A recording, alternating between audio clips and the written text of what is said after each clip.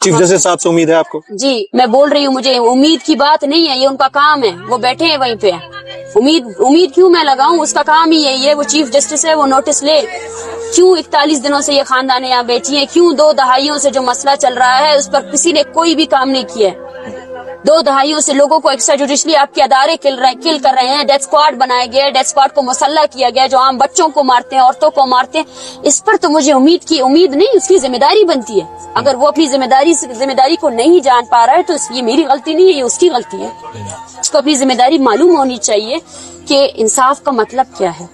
जब right to live is the biggest right of a human being, अगर आप कोई भी स्टेट राइट टू लिव नहीं दे सकती है किसी इंसान को, तो बाकी तमाम हकूक की कोई जरूरत नहीं है।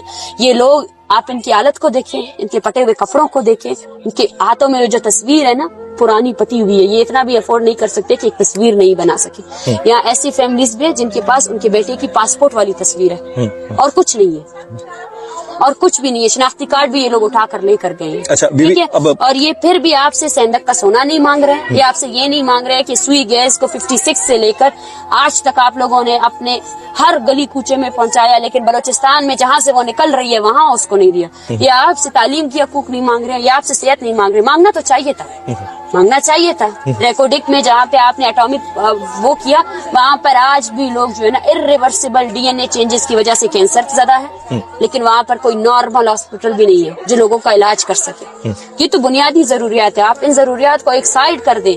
ये लोग आपसे बोल रहे हैं भाई हमें जीने का हक दो। क्यों हम अपने नौजवान बच्चों को इसलिए तो बड़ा नहीं करते हैं कि आपके गुंडा नुमा जो सिपाहियों को आपने मुआफिज बनाया हुआ है, वो घसीट कर माओ के गोद से, बालाज की माँ आज भी रोती है कि मेरा बेटा सो रहा था, मेरा बेटा सो रहा था जब उसको खींचा गया।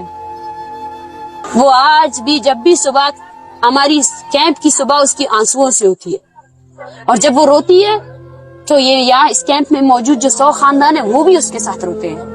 वो उस दिन के लिए डरते हैं कि कभी उनको भी उसकी लाश मौसूल होगी। उस दर्द, उस तकलीफ का किसी को अंदाजा है?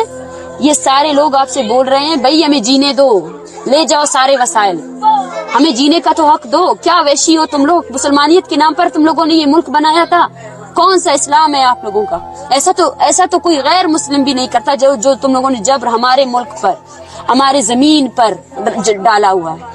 और वो तो आपको नजर आते हैं, लेकिन बलूचिस्तान के अंदर जो पंजाबियों को मारा जाता है वो नजर नहीं आता। उसके ऊपर आप लोग क्यों नहीं आवाज उठाते कि उनकी किलिंग्स क्यों हो रही हैं? ये अनवारुल हक काकड़ साहब ने कहा है, आप इसको रिस्पॉन्ड करना चाहेंगे कि वो क्या कह रहे हैं? मैंने पहले भी इसको रिस्पॉन्ड किया है, मुझे अफसोस होता है। ये वो नफरत आमेज बयानिया है जिसके तहत पंजाब को खिलाफ किया गया, बलूचिस्तान की पंजाब के आम आवाम को सिंधियों के खिलाफ किया गया, नफरत के जरिए रूल किया गया। हम बारहा कह रहे हैं कि हम जब पंजाब का नाम लेते हैं तो पंजाब की आम आवाम से हम मुखातिब नहीं है, और इस तरह की नफरत अंगेजी नहीं फैलाई जाए, ठीक है ना। हर बलोच कत्ल वारत के खिलाफ है, हर बलोच ये नहीं चाहता है, कोई भी ये नहीं चाहता है कि उसकी जमीन पर किसी को मारा जाए, ठीक, बिल्कुल। और उनके बयान की मुझे अफसोस होता है, मजम्मत बहुत अलग चीज है, मुझे अफसोस होता है, काकड़ साहब पे अफसोस है, उनके बयान पर ही मुझे अफसोस होता है कि कोई इंसानी बयान बिल्कुल है ही नहीं। हम बार बार कह रहे हैं अगर आप हमें क्रश करेंगे, आप 75 सालों से आपकी पूरी रियासत ने हमें क्रश किया, लोगों को मारा है, लाशें फेंकी है। बलोचों की जिगरी गुमशुदगी के बाद सिंधियों का शुरू हुआ, फिर पश्तूनों का शुरू हुआ, इसके बाद पंजाब में जिगरी गुमशुदगियां हो रही है। मुदस्सिर नारू जो एक जर्नलिस्ट है, जी आई रिमेम्बर 5 साल से 6 साल हो गए, 6 साल हो गए।